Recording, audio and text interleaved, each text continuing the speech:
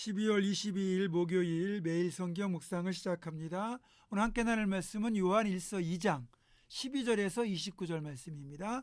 요한 1서 2장 12절에서 29절 말씀을 제가 봉독합니다.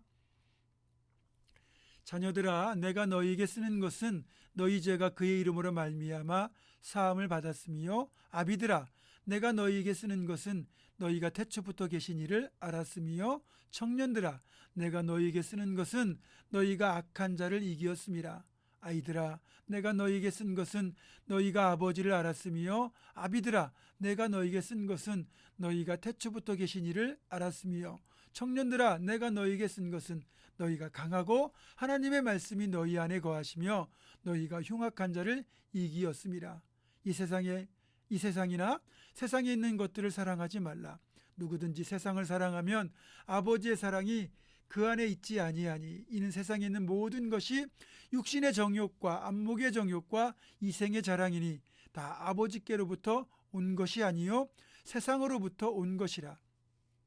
이 세상도 그 정욕도 지나가되 오직 하나님의 뜻을 행하는 자는 영원히 거하느니라. 아이들아, 지금은 마지막 때라. 적그리스도가 오리라는 말을 너희가 들은 것과 같이 지금도 많은 적그리스도가 일어났으니 그러므로 우리가 마지막 때인 줄 아노라. 그들이 우리에게서 나갔으나 우리에게 속하지 아니하였나니, 만일 우리에게 속하였더라면 우리와 함께 거하였으려니와 그들이 나간 것은 다 우리에게 속하지 아니함을 나타내려 함이니라. 너희는 거룩하신 자에게서 기름 부음을 받고 모든 것을 아느니라. 내가 너희에게 쓰는 것은 너희가 진리를 알지 못하기 때문이 아니라 알기 때문이요 또 모든 거짓은 진리에서 나지 않기 때문이라. 거짓말하는 자가 누구냐? 예수께서 그리스도이심을 부인하는 자가 아니냐? 아버지와 아들을 부인하는 그가 적 그리스도니, 아들을 부인하는 자에게는 또한 아버지가 없으되 아들을 시인하는 자에게는 아버지도 있느니라. 너희는 처음부터 들은 것을 너희 안에 거하게 하라. 처음부터 들은 것이 너희 안에 거하면 너희가 아들과 아버지 안에 거하리라. 그가 우리에게 약속하신 것은 이것이니 곧 영원한 생명이니라. 너희를 미혹하는 자들에 관하여 내가 이것을 너희에게 썼노라. 너희는 주께 받은 바 기름 부음이 너희 안에 거하나니 아무도 너희를 가르칠 필요가 없고 오직 그의 기름 부음이 모든 것을 너희에게 가르치며 또 참되고 거짓이 없으니 너희를 가르치신 그대로 주 안에 거하라. 자녀들아, 이제 그의 안에 거하라. 이는 주께서 나타나신 바 되면 그가 강림하실 때에 우리로 담대함을 얻어 그 앞에서 부끄럽지 않게 하려 함이라. 너희가 그가 의로우신 줄을 알면 이를 행하는 자마다 그에게서 난 줄을 알리라. 아멘. 요한 사도는 오늘 본문에서 매우 중요하고도 통찰력이 담긴 관점 하나를 제시합니다. 우리가 하나님보다 더 사랑하는 세상, 또 세상의 것들이 사실은 교묘하게 포장되어 우리를 유혹하는 잘못된 것임을 분명히 밝히고 있다는 겁니다. 15절을 보면 이렇게 말씀하죠. 이 세상이나 이 세상에 있는 것들을 사랑하지 말라. 누구든지 세상을 사랑하면 아버지의 사랑이 그 안에 있지 아니하니. 자, 여러분, 왜 세상이나 세상에 있는 것이 교묘하게 포장된 유혹일까요? 16절입니다. 이는 세상에 있는 모든 것이 육신의 정욕과 안목의 정욕과 이생의 자랑이니 다 아버지께로부터 온 것이 아니요 세상으로부터 온 것이라. 이 말씀을 보면 요한 사도가 세상의 것 세 가지 특징을 짚어내고 있는데, 첫 번째는 육신의 정욕, 두 번째는 안목의 정욕, 마지막으로 이생의 자랑이라는 겁니다. 육신의 본성이 원하는 대로 끌려가게 만드는 모든 쾌락이 바로 육신의 정욕이죠. 이것은 우리에게 주어진 적절한 선을 넘어 그 이상의 것을 채우려는 모든 욕심을 의미합니다. 식욕이든 성욕이든 그 어떤 욕구도 주어진 테두리와 적정선을 지키면 아름답고 좋은 거예요. 축복이에요.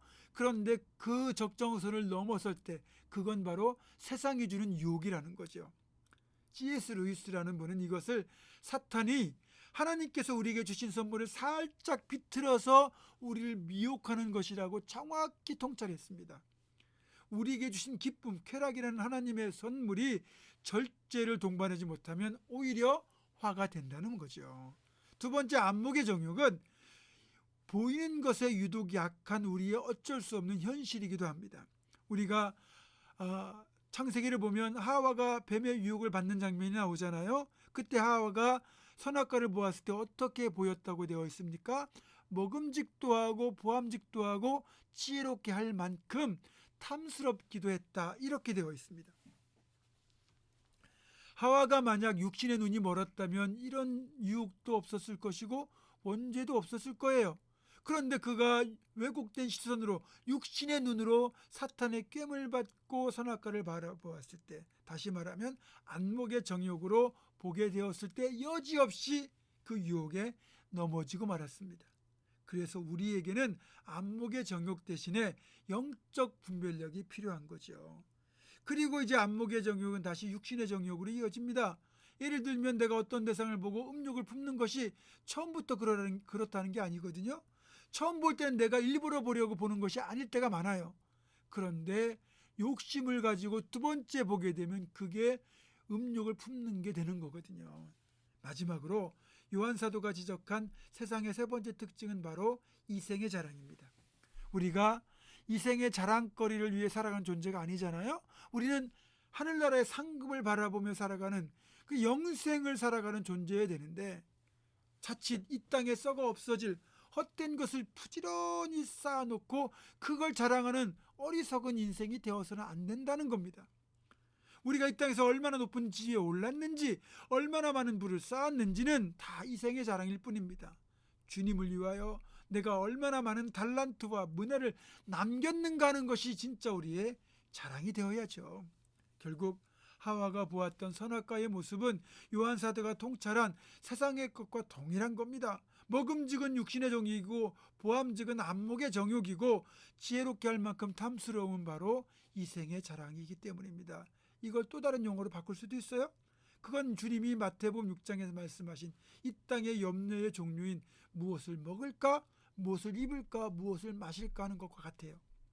우리는 그 대신에 무엇을 구해야 되는지를 주님이 가르쳐 주셨잖아요. 그건 바로 먼저 하나님의 나라와 그의 의를 구하는 겁니다. 더 놀라운 건 먼저 하나님의 나라와 그의 의를 구하는 것이 우리가 염려하는 세상의 것을 구하지 않아도 더 덤으로 얻는 비결이라는 거예요.